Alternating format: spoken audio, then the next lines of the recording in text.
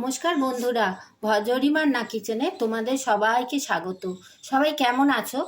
অনেক দিন আমি একটু ঘুরতে গিয়েছিলাম, তাই ভিডিও আপলোড করতে পারিনি। ঘুরে এসে দেখছি প্রচণ্ড গরম পড়েছে। এই গরমে আমি একটু পাতলা করে চারাপোনা মাছের ঝোল করে তোমাদের সঙ্গে শেয়ার করছি। এটা তোমরা গরম ভাত দিয়ে খেয়ে দেখো, অনবদ্য টেস্ট হবে খেতে। দেখো, আমি ঝিঙে, বেগুন, আলু, কাঁচা লঙ্কা, টমেটো সব দিয়ে একটা পাতলা হালকা ফুলকা মাছের ঝোল করেছি তোমাদের সঙ্গে শেয়ার করার জন্য। চলো, কি কি উপকরণ লাগছে আর কিভাবে রান্নাটা করছি দেখে নিই। চারাপোনা মাছের পাতলা ঝোল করার জন্য দেখো, আমি মাছগুলোকে খুব ভালো করে বেছে ধুয়ে নুন হলুদ মাখিয়ে রেখেছি। আর আমি একটু সবজি ব্যবহার করব এই রান্নাটায়।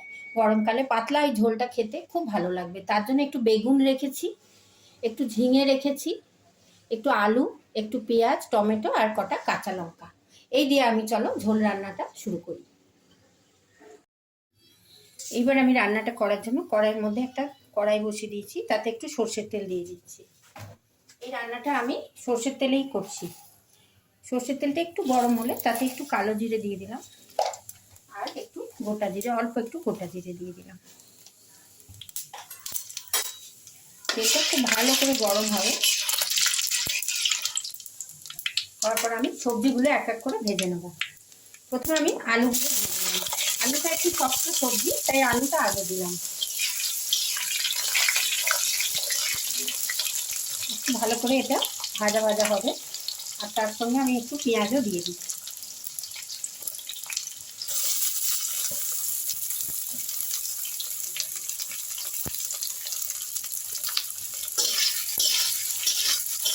আলু পেঁয়াজটা একটু ভালো করে ভাজা ভাজা হবে, একটু নরম হয়ে যাবে। অল্প একটু নুন দিলাম আর একটু হলুদ দিয়ে দিলাম।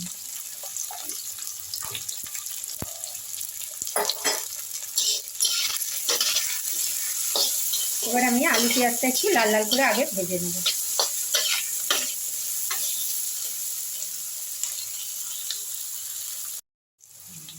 আলুটা দেখো একটু হালকা লাল লাল আর পেঁয়াজটা ভাজা হচ্ছে।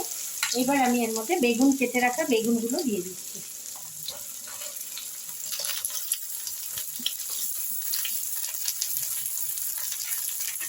বেগুনটা আমি একটু ভাজা ভাজা করে নিচ্ছি। গরমকালে এরকম সবজি দিয়ে পাতলা করে মাছের ঝোল খেয়েও দেখবে, খেতে খুব ভালো লাগবে।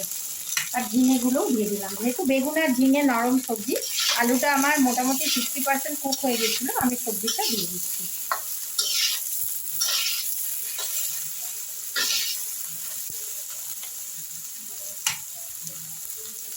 এটাও একটু ভালো করে হবে। টমেটো একটু দিয়ে দিলাম। এটা আমি প্রায় 5 মিনিট কুক করবো। এবার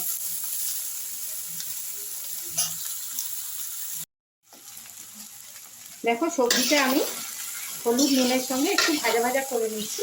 সবজিটা আস্তে আস্তে ভালো করে নরম হোক, আমি একটু ঢাকা দিয়ে দিলাম। এবার আমি পাশে একটা কড়াই বসিয়ে নিয়েছি, তার মধ্যে দিয়ে দিচ্ছি সর্ষের তেল। এখানে আমি মাছটা ভেজে নেব।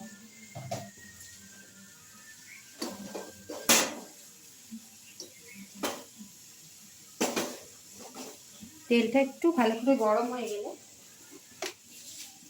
তার মধ্যে একটু নুন দিয়ে দেবো।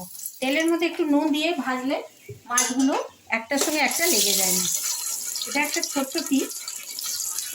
নুনের সঙ্গে দেখো তেলটা আমি খুব ভালো করে গরম করে নিলাম।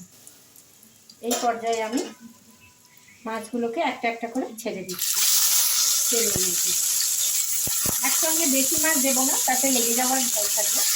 আমি 2-3টে করে মাছ আস্তে আস্তে রান্না করে নিচ্ছি।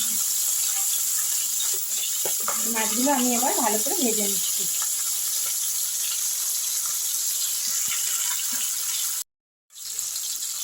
মাছগুলো দেখো আমার এক পিঠ ভাজা হয়ে গেছে। আমি মাছগুলোকে এবার উল্টে দিচ্ছি। দেখো, নুন দেওয়ার জন্য মাছগুলো কোনোটার সঙ্গে কোনোটা লেগে যায়নি। এবার আমি এই পিঠটাও খুব ভালো করে ভেজে নিয়ে, খুব বেশি কড়া করব না, তাতে মাছের মধ্যে ঝোলটা ঢুকবে না। হালকা ভেজে নিয়ে এবার মাছটাকে আমি তুলে নেব। আমার মাছটা আর সবজিটা ভাজতে দিয়েছি। এই সময় দেখো আমি একটা গুঁড়ো মশলা বানিয়ে নিচ্ছি। একটু হলুদ দিলাম, একটু জিরের গুঁড়ো দিলাম আর একটু ধনের গুঁড়ো দিলাম, অল্প একটু ধনের গুঁড়ো দিলাম। ধনের গন্ধটা এই ঝিঙে বেগুন মাছের ঝোলে খুব সুন্দর লাগে। এটাকে আমি একটু জল দিয়ে একটা পেস্ট বানিয়ে নিলাম। যেহেতু খুব কম মশলায় করব, দেখো আমি এটার একটা পেস্ট বানিয়ে নিলাম। চলো দেখি সবজিটার কতটা কুক হলো। বাহ, সবজিটা দেখো সুন্দর নরম হয়ে গেছে, সব সবজিগুলো সেদ্ধ হয়ে গেছে। আমি এবার এর মধ্যে এই যে জিরে ধনের পেস্টটা করে রেখেছিলাম ওইটা দিয়ে দিলাম, আর কতগুলো চেরা কাঁচা লঙ্কা দিয়ে দিলাম।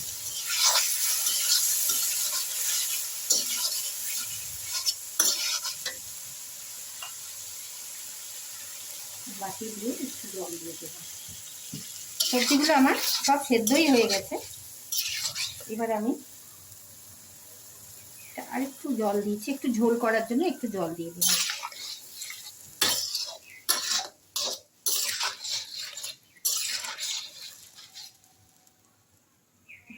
যেহেতু মাছগুলো 5-6টা মাছ, একটু জল লাগবে। আমি জল দিয়ে আরেকবার ঢাকা দিয়ে দিলাম। ফুটে উঠলে আমি এর মধ্যে মাছগুলোকে দিয়ে দেবো।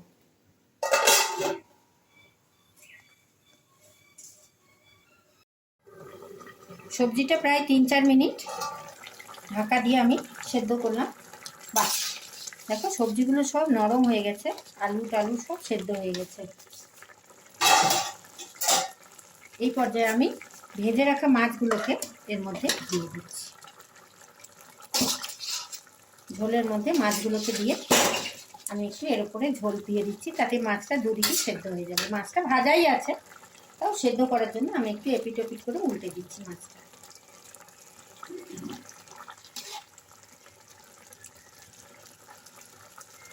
মাছটা দিয়ে আর আমি ঢাকা দেব না, তাহলে মাছগুলো ভেঙে যাওয়ার ভয় থাকবে। এইভাবে 2 মিনিট আমি একটু ফুটিয়ে নিচ্ছি।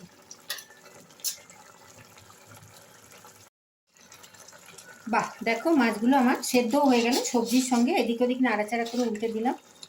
এবার আমি এটাকে একটা বাটিতে ঢেলে নিচ্ছি। এইভাবে তোমরা, এত গরম পড়েছে, তেল মশলা বেশি না খেয়ে হালকা পাতলা করে এরকম ঝিঙে বেগুন দিয়ে পাতলা চারাপোনা মাছের ঝোল ভাত দিয়ে খেতেও খুব ভালো লাগবে।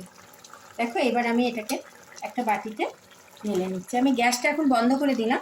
স্ট্যান্ডিং টাইম 5 মিনিট কড়াইতে রেখে এটাকে এবার আমি ঢেলে নিচ্ছি। দেখো আমি মাছগুলোকে কড়াই থেকে তুলে নিয়ে একটা বাটিতে ঢেলে নিয়েছি। এই রান্নাটা তোমরা গরম ভাত দিয়ে খেয়ে দেখো, এই গরমকালে খুব ভালো লাগবে খেতে। দেখো ঝিঙে বেগুন লঙ্কা টমেটো সব দিয়েই মাছটা আমি রান্না করলাম।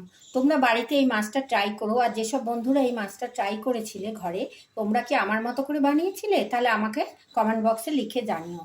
কোন বন্ধু কোথা থেকে দেখছো জানাতে ভুলো না। সবাই খুব ভালো থেকো, সুস্থ থেকো। আর যদি আমার রান্নাটা ভালো লাগে তোমরা লাইক শেয়ার কমেন্ট করো। ধন্যবাদ বন্ধুরা।